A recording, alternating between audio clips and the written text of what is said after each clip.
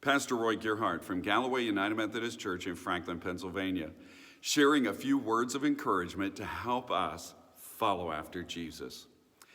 The fall season is beautiful. The color of the leaves, the weather, the harvest, are just so many beautiful things. And we have had a beautiful fall season here in Pennsylvania. In fact, we just had an unseasonably warm day this week, but it's probably the last one that we're going to see, because we're just about to make that transition into the winter season. In fact, here in the church this Sunday afternoon, we'll begin to change all of the decor to Advent in preparation for Christmas. And that season is beautiful as well, and there's going to be so much to look forward to in it. And yet, many times we struggle with these kinds of transitions and changes in our life. There are many times that we resist them. And so that instead of kind of hanging in there in life, we hang on. We'll hang on to the past, or we'll hang on to a situation where we're in rather than moving forward. Sometimes, even as we face grief and loss in our life, in those transitions, we can become stuck, unable to take what God has given to us in one season of our life and move forward into another. We're looking at the life of Elijah and Elisha, two prophets of God.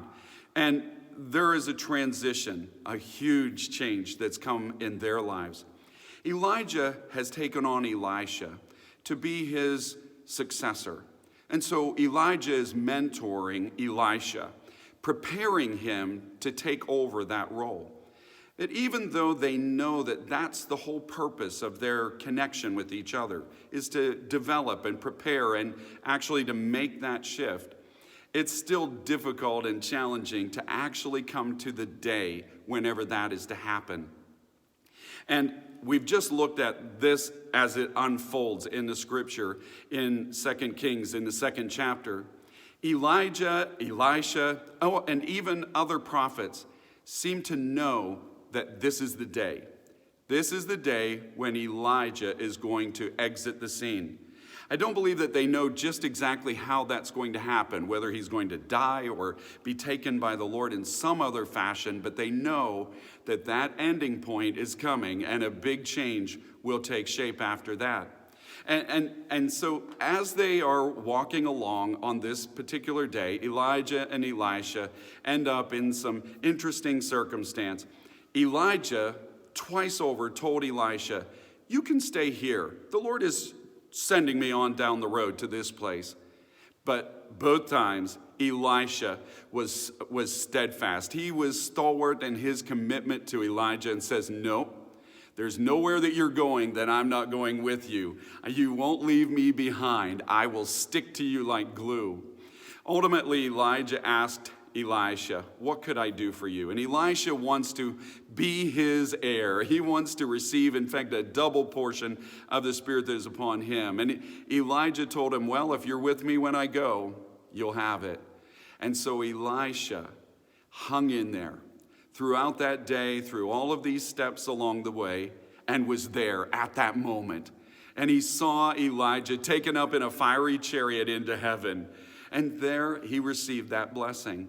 And so he is ready now to carry on with the mission that God has prepared him for, that Elijah has prepared him for. But when he went back to the group of prophets that they had joined with along the way, they recognized immediately, as they saw Elisha perform a miracle that they had just witnessed Elijah do, they said, "Wow, you have the spirit of Elijah upon you."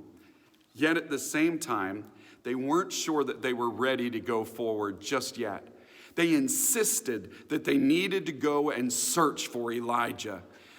And so they sent a group of 50 men out, spent 3 days running all over the countryside looking for news of Elijah. Elisha told them, "You don't need to do that." He knew that Elijah was gone and he was not coming back. But they had to get to the place where they were ready to let go. You see, hanging in there and hanging on are two different kinds of actions. They were hanging on to Elijah. They had to be sure that he was gone before they could let go and allow Elisha to continue in that calling and be willing to follow after his leadership. Elisha had hung in there with Elijah throughout the day, but when the time came, he was ready to make that transition. In your life, you may be struggling to let go, to move into a next season in your life. But I want you to know that if you let go and instead of hanging on, you hang in there, you'll be able to see the grace of God in each season. And each season, I promise you, will emerge with a beauty that God has prepared in it for you. May God bless you today, and as you share his good news, may God make you a blessing wherever he takes you.